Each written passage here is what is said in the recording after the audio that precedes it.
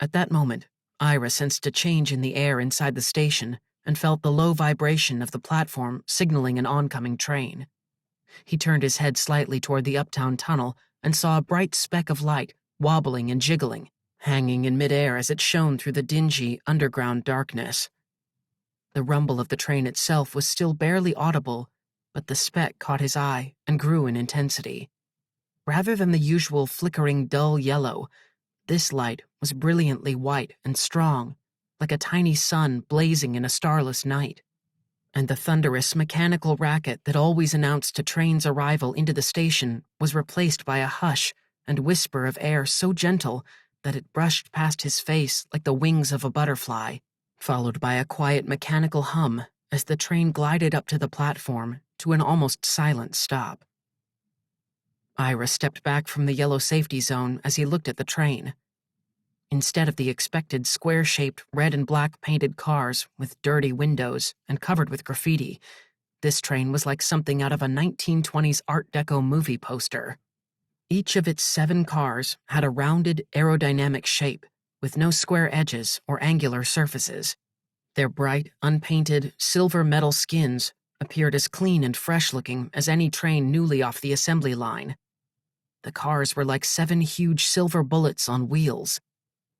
Ample windows lined each car, which was warmly lit inside with a cozy yellow light, and each car's interior was free of advertising, public notices, or any of the usual signage common to public transportation. It was then that Ira noticed the strange absence of people on the platform and inside the train. By this time, so close to midnight, a small late-night crowd had always formed to board the last train. But not tonight. Not for this train. Ira had heard that from time to time, when trains broke down or when maintenance was scheduled, the city sometimes used temporary replacements for cars put out of service. But he'd never heard of entire trains being pulled off the line and replaced. He shrugged and figured that there was a first time for everything. He grinned to himself, thinking, and a last time. Ira had to admit there was something eerie about being the only person on the platform about to enter an empty train. But he also experienced an exhilarating feeling of excitement that he could not explain. The look of the thing was so out of the ordinary, so unexpected, that he felt impatient to board the train and get going. What would come next? How would it feel when it was moving?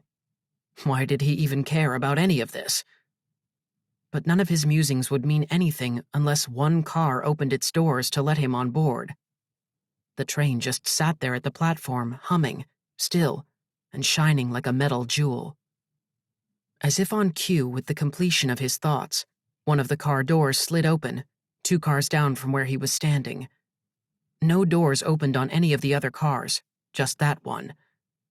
Ira took a breath and looked up and down the platform again, hoping that another person had shown up to help take the edge off the strangeness of the scene, but he was still alone.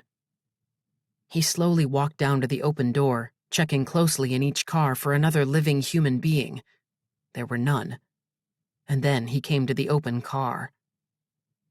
He stood in the open doorway and felt suddenly hesitant. His unexplained excitement had changed to caution, perhaps even vigilance. He felt an odd impulse to take care, as a primal instinct rose up his spine and spread out across his back like a chilling shroud. Mind the gap.